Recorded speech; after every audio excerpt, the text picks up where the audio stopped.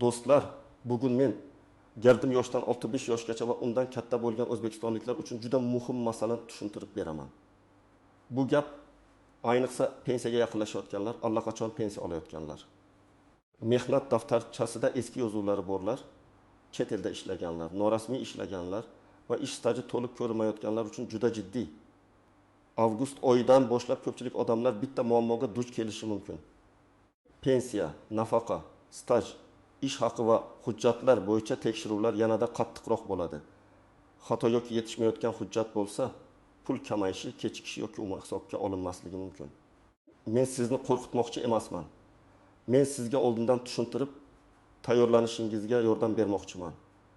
Chunki ko'pchilik odamlar bu narsani pensiyaga chiqish arafasida biladi. Keyin esa arxma-arxiv yuguradi. Eski korxonani qidiradi.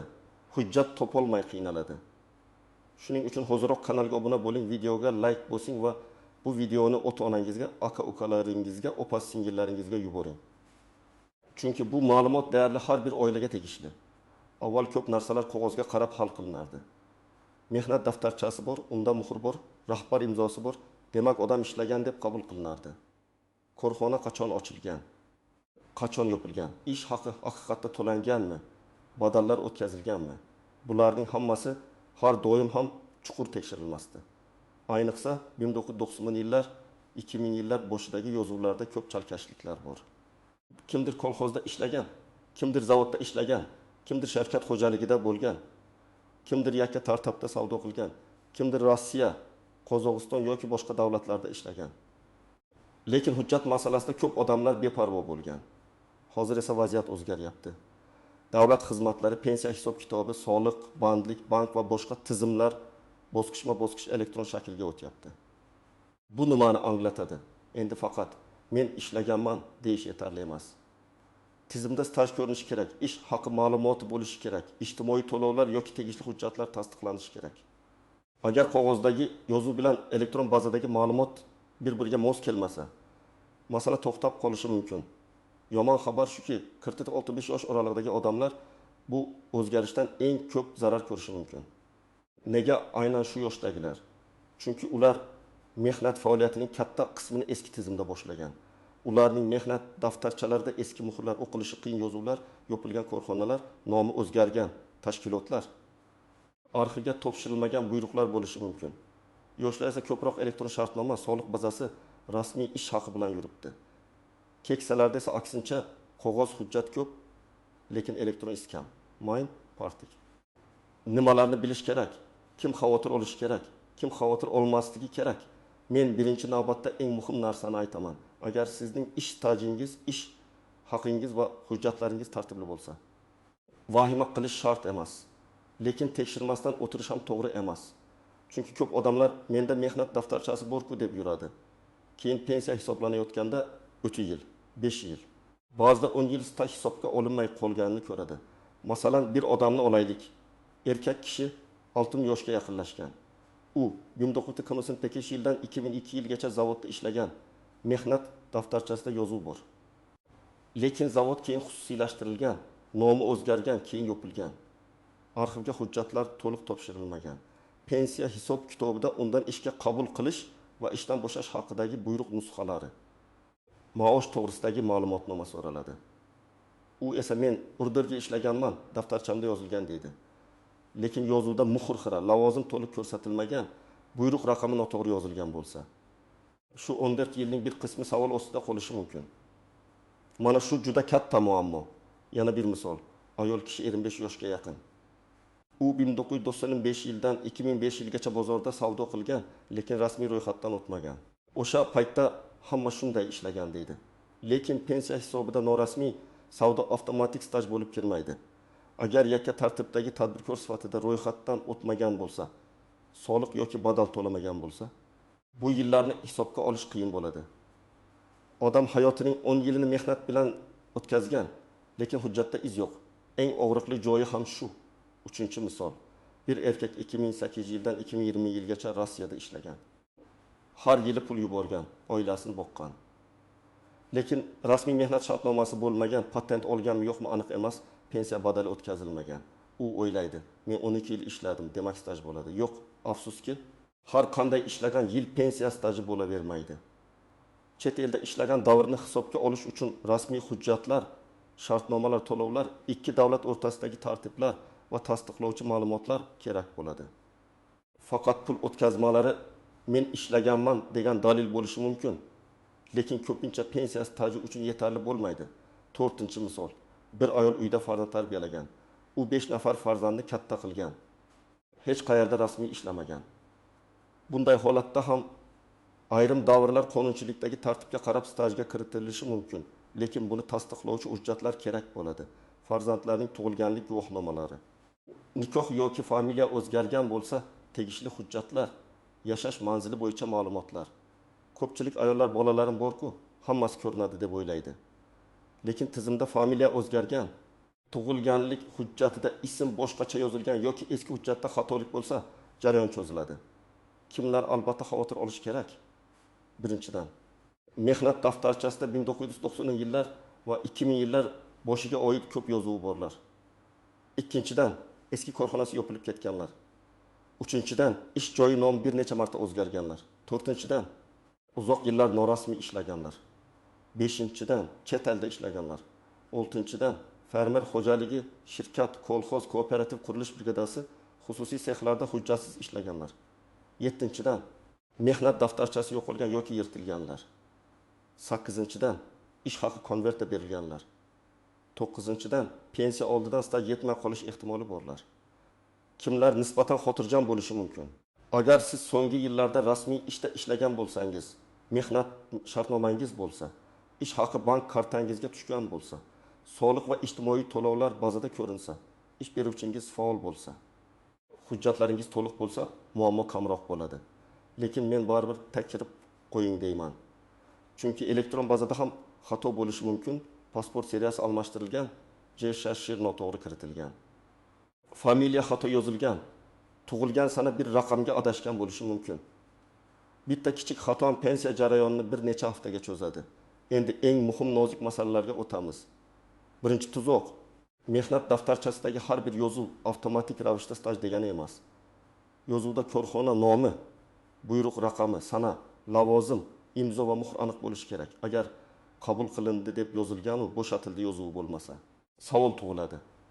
Agar bo'shash sanasi yo'q bo'lsa, odam qachongacha ishlagani aniqlanmaydi. Agar muhr boshqa tashkilotniki bo'lsa, yana savol tug'iladi. Shuning uchun eski daftarchani hozirdan varaqlab chiqing. Ikkinchi tuzoq. Ish haqi masalasi. Pensiya faqat stajga qarab emas, ko'p hollarda ish haqi ma'lumotlariga ham bog'liq bo'ladi. Agar siz yuqori maosh olgan bo'lsangiz, hujjatda minimal maosh ko'rsatilgan bo'lsa, pensiyangiz kutilgandan past chiqishi mumkin. Masalan, odam qurilishda ustachi bo'lib yaxshi pul topgan, lekin rasmiy hujjatda yarim stavka qorovul sifatida turgan. U real hayotda oyga yaxshi daromad qilgan. Lekin pensiya hisobida faqat rasmiy ko'ringan maosh inobatga olinadi. Bu juda ko'p uchraydigan holat. Uchinchi tuzoq, o'rindoshlik va mavsumiy ishlar. Ba'zi odamlar bir vaqtning o'zida ikki joyda ishlagan. Ular o'ylaydi, ikki joyda ishladim, demak staj 2 barobar bo'ladi. Yo'q, odatda bir davr 2 marta staj bo'lib qo'shilmaydi. Bir yil ichida 2 joyda ishlagan bo'lsangiz ham kalendar bo'yicha 1 yil bo'lib qoladi. Lekin ish haqi bo'yicha ayrim holatlarda hisob-kitobga ta'sir qilishi mumkin. Buni alohida tekshirtirish kerak. 4-tuzoq, ayollarda familiya o'zgarishi. Qiz familiyasi bilan ishlagan, keyin turmushga chiqqan. Familiyasi o'zgargan, keyin yana pasport almashtirgan. Mehnat daftarchasida eski familiya, pasportda yangi familiya. Agar nikoh guvohnomasi yoki familiya o'zgarganini tasdiqlovchi hujjat bo'lmasa, o'sha yozuvni aynan shu odamga tegishli ekanini isbotlash qiyinlashadi. Shuning uchun ayollar, ayniqsa barcha nikoh, ajrim, familiya o'zgarishi, tug'ilganlik hujjatlarini tartibga solish kerak. 5-tuzoq, arxiv hujjatlari. Ko'pchilik eski korxona yopilgan bo'lsa, hammasi tugadi deb o'ylaydi. Aslida ko'p tashkilotlarning hujjatlari davlat arxiviga, tuman yoki viloyat arxiviga topshirilgan bo'lishi kerak. Lekin amalda ba'zi hujjatlar topshirilmagan, yo'qolgan yoki noto'g'ri ro'yxatga olingan bo'ladi. Shuning uchun bitta joydan yo'q degan javob olsangiz, darrov taslim bo'lmang. Korxona qaysi tuman hududida bo'lgan, qaysi vazirlikka qaragan, keyin qaysi tashkilotga aylangan, hujjatlari qayerga topshirilganini aniqlash kerak. Oltinchi tuzoq qarzdorlik va ijro hujjatlari. Pensiya yoki nafaqa olayotgan odamlarning kartasiga pul tushganda ayrim holatlarda qarzdorlik, aliment, kredit, jarima yoki majburiy ijro bilan bog'liq ushlab qolishlar bo'lishi mumkin. Odam pensiyam kamayib qoldi deb o'ylaydi. Aslida esa eski qarz bo'yicha ushlab qolish ketayotgan bo'lishi mumkin. Bu masalada ham hujjatni ko'rmasdan xulosa qilish mumkin emas. Bankdan ko'chirma, MIBdan ma'lumot, qaror nusxasi olinishi kerak. 7-tuzoq firibgarlar. Avgust kabi oylar, pensiya, nafaqa, kompensatsiya, yangi to'lovlar haqida gap chiqqanda firibgarlar juda faollashadi. Ular telefon qilib, sizga qo'shimcha pul chiqdi, pensiyangiz oshadi. Hujjatingizni tasdiqlab beramiz. Kartangizga kod keldi, ayting deyishi mumkin. Men qat'iy ogohlantiraman. Hech kimga SMS kod bermang. Bank kartangiz raqami amal qilish muddati, CVV kodi, pasport nusxasi va shaxsiy ma'lumotlarni notanish odamlarga yubormang. Davlat idorasi sizdan telefon orqali SMS kod so'ramaydi. Agar kimdir shunday qilsa, bu firibgarlik bo'lish ehtimoli juda yuqori. Endi eng kerakli qismga keldik. Men sizga aniq qadamlarni aytaman. Birinchi qadam: barcha shaxsiy hujjatlaringizni bir papkaga yig'ing. Pasport yoki ID karta, JSHR, SHR, mehnat daftarchasi, diplom, harbiy bilet, nikoh guvohnomasi, ajrim hujjati, farzandlarning tug'ilganlik guvohnomalari. Familiya o'zgarishi haqidagi hujjatlar, nogironlik yoki imtiyoz bo'lsa tegishli ma'lumotnomalar. Hamma hujjatning asl nusxasi va sifatli nusxasini tayyorlab qo'ying. Ikkinchi qadam: mehnat daftarchangizni tekshiring. Har bir ish joyi bo'yicha ishga kirgan sana, buyruq raqami, lavozim, bo'shagan sana, muhr va imzo bor yo'qligini ko'ring. Agar biror joyda muhr xira bo'lsa, yozuv tushunarsiz bo'lsa, bo'shash sanasi bo'lmasa, o'sha ish joyi bo'yicha alohida arxiv ma'lumotnomasi olishga harakat qiling. Hozir buni qilsangiz, pensiyaga ariza topshirayotgan paytda shoshilmaysiz. Uchinchi qadam: ish haqi ma'lumotlarini yig'ing. Ayniqsa pensiya hisobida ahamiyatli bo'lishi mumkin bo'lgan yillar bo'yicha maosh ma'lumotnomalari kerak bo'lishi mumkin. Eski korxonangiz mavjud bo'lsa, buxgalteriya yoki kadrlar bo'limiga murojaat qiling. Agar korxona yopilgan bo'lsa, tuman arxivi, viloyat arxivi yoki tegishli idoraga yozma so'rov bering. Og'zaki so'rash bilan cheklanib qolmang. Yozma ariza topshiring. Arizangiz raqamini oling. Javob muddatini so'rang. 4-qadam: elektron ma'lumotlaringizni tekshirtiring. Davlat xizmatlari markaziga boring yoki MyBond.uz orqali o'zingizga tegishli ma'lumotlarni ko'ring. Soliq organlari, bandlik va pensiya tizimida sizning ish stajingiz, ish beruvchingiz, shaxsiy raqamingiz to'g'ri ko'rinayaptimi? Tekshiring. Agar internetdan foydalanishni bilmasangiz, farzandingizdan, ishonchli yaqin qarindoshingizdan yordam so'rang. Lekin parollar va tasdiqlash kodlarini begonalarga bermang. 5-qadam: agar chet elda ishlagan bo'lsangiz, hujjatlaringizni yig'ing. Mehnat shartnomasi, patent ruxsatnoma, ish beruvchi ma'lumotnomasi, soliq yoki sug'urta to'lovlari, bank o'tkazmalari, migratsiya hujjatlari, pasportdagi kirish-chiqish muhrlari kerak bo'lishi mumkin. Hammasini bitta papkaga soling. Agar hujjat chet tilida bo'lsa, rasmiy tarjima va tasdiqlash talablari bo'lishi mumkin. Buni oldindan aniqlang. 6-qadam: norasmiy ishlagan yillaringiz bo'lsa, vaziyatni real baholang. Men tushunaman, ko'p odamlar majbur bo'lib norasmiy ishlagan. Lekin pensiya hisobida hujjat bo'lmasa, bu yillarni kiritish qiyin. Shuning uchun hozirdan boshlab rasmiy ishlashga, yakka tartibdagi tadbirkor sifatida ro'yxatdan o'tishga, ijtimoiy to'lovlarni qonuniy tartibda amalga oshirishga e'tibor bering. Gartam yoshdagi odam uchun hali kech emas. Yexim yoshdagi odam uchun ham kech emas. Hatto ottaqi yoshga yaqin bo'lsangiz ham qolgan davrni rasmiylashtirish foyda beradi. 7-qadam: pensiya yoshiga 2 yil qolgan bo'lsa, kutib o'tirmang. Oldindan pensiya jamg'armasi bo'limiga yoki davlat xizmatlari markaziga borib hujjatlaringizni ko'rsatib, qaysi joyida muammo bo'lishi mumkinligini aniqlang. Men qachon kelsam bo'ladi deb emas. Mening stajim bo'yicha qaysi hujjatlar yetishmayapti deb so'rang. Bu savol juda muhim. Chunki mutaxassis sizga qaysi yillarni tasdiqlash kerakligini aytishi mumkin. 8-qadam: har bir arizani yozma topshiring. Masalan, arxivdan ma'lumotnoma olmoqchisiz. Arizada aniq yozing. Familiya, ism, otasining ismi, tug'ilgan sana, ishlagan tashkilot nomi, ishlagan taxminiy yillari, lavozimi, qanday ma'lumot kerakligi. Men falon yildan falon yilgacha ishlagan davr ish haqim to'g'risida arxiv ma'lumotnomasi berishingizni so'rayman deb yozing. Ariza topshirilganini tasdiqlovchi raqam yoki qabul qilingan sana bo'lishi kerak. Shunda javob talab qilish oson bo'ladi.